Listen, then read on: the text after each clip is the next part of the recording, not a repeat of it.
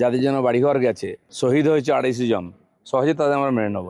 21-এর আঘাতের সঙ্গে আপোষ যেন না হয়, এটা অবশ্যই একটা বিবেকের একটা দংশন থাকবেই। আর আমাদের বিশ্বাস নেতৃত্ব এটাকে কখনোই ভুলবে না। সুদীপ বন্দ্যোপাধ্যায়, শতাব্দী রায়, জুন মালিয়া, সায়নী ঘোষ, রচনা বন্দ্যোপাধ্যায়ের সঙ্গে এক টেবিলে চা খাচ্ছেন প্রধানমন্ত্রী। অভিষেক বন্দ্যোপাধ্যায়, যার রাজনৈতিক গুরু বলে পরিচিত, সেই মথুরাপুরের সাংসদ বাপি হালদারের কাঁধে হাত দিয়ে কথা বলছেন প্রধানমন্ত্রী।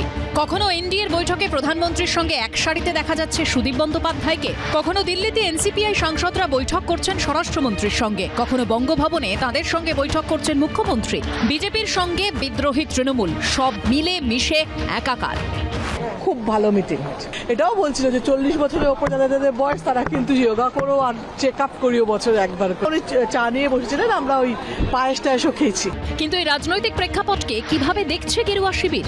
টিএমসির হাত দুর্বল করা, তার পায়তলা থেকে মাটিটা কেড়ে নেওয়া, এটা তো কাজ। কিন্তু ম্যান্ডেট যেন বিজেপি না ভুলে। 2021-এ চূড়ান্ত আক্রমণ আঘাত আমাদের উপরে হয়েছিল, এবং সেই চূড়ান্ত আক্রমণ আঘাতটা বিজেপির লোকেরা ভুলতে পারেনি, ভোলার কথাও না, সেটা আমরা ভুলবও না। সেই জায়গাতে কম্প্রোমাইজ কোনো বিজেপি করে কোনো নেতৃত্ব বরদাস্ত করে। এখন যারা দায়িত্বে আসছেন তাদের যথাযথভাবে ট্রেনিং হয়েছে বলে আমার মনে হয় না। সেই ট্রেনিংয়ের অভাবটাই অনেক জায়গায় অনেক কিছুভাবে দেখা যাচ্ছে। অনেকে অন্য দল থেকে আসছেন, তারা অন্য কালচারে অভ্যস্ত, এই কালচারটার সঙ্গে তারা পরিচিত নন। সরাসরি না বললেও এই কাছাকাছি আশাকে কি সবাই ভালোভাবে মেনে নিতে পারছেন? কারো জন্য দরজা খোলা হয়নি, যেটা বলা হয়েছিল ওটাই আছে। আর এটা পার্টির কর্মীরাও মানবে না, কারণ তারা যাদের বিরুদ্ধে লড়াই করেছে, যাদের জন্য বাড়িঘর গেছে, শহীদ হয়েছে 250 জন, সহজে তাদের আমরা মেনে নেবো। এখন সর্বভারতীয় পার্টি আমাদের, তারা যদি কোনো ডিসিশন নেয় সেটা আমরা মানবো, কিন্তু তারাও এখানকার পরিস্থিতি জানেন। আদর্শগত দিক থেকে তো এদের সঙ্গে বিজেপির কোনো নৈকট্য থাকতে পারে না, কোনো নৈকট্য থাকতে পারে না। এখন সেটা সম্বন্ধে কেন্দ্রীয় নেতৃত্ব অন্যভাবে কি বাধ্যবাধকতা দেখবেন, কি সিদ্ধান্ত নেবেন, সেটা আমি জানি না। কিন্তু আমার ব্যক্তিগত মত হচ্ছে যতদিন এদের বাইরে রাখা যায় ততই ভালো। এরই মধ্যে ব্যারাকপুরের সাংসদ পার্থ ভৌমিক, যিনি শুক্রবারও প্রধানমন্ত্রী ব্রেকফাস্টে উপস্থিত ছিলেন, তার বিরুদ্ধে গদ্দার লেখা এই সব পোস্টার পড়েছে নৈহাটিতে। রঞ্জিত সাউ, ছিলম করঞ্জাই ও সমীরণ পালের রিপোর্ট, এবিপি আনন্দ। সংখ্যালঘু অধ্যুষিত মুর্শিদাবাদের 3 সংখ্যালঘু সাংসদ আবু তাহের, খলিলুর রহমান, ইউসুফ পাঠান, এই 3 জনের ভূমিকা নিয়ে সাম্প্রতিককালে বারবার জল্পনা তৈরি হয়েছে। কখনো তারা এনডিএর বৈঠকে যান না, যা বলেন তা নিয়ে ঝড় ওঠে। এনডিএতে আমরা থাকবো না, আমরা বিজেপিতেও যাব না।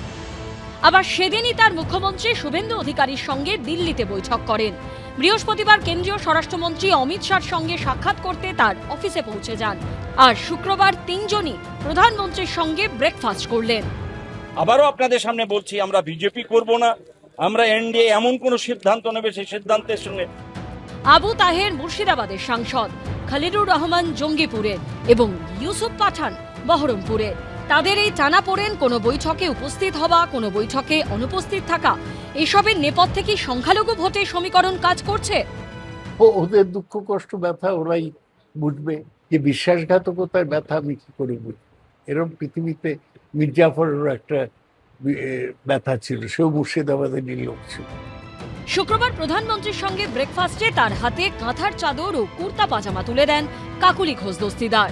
সূত্রের খবর, এক মহিলা সাংসদ প্রধানমন্ত্রীর কাছে অভিযোগ জানিয়ে বলেন, তাদের লক্ষ্য করে ডিম ছোড়া হচ্ছে, তা বন্ধ হওয়া উচিত।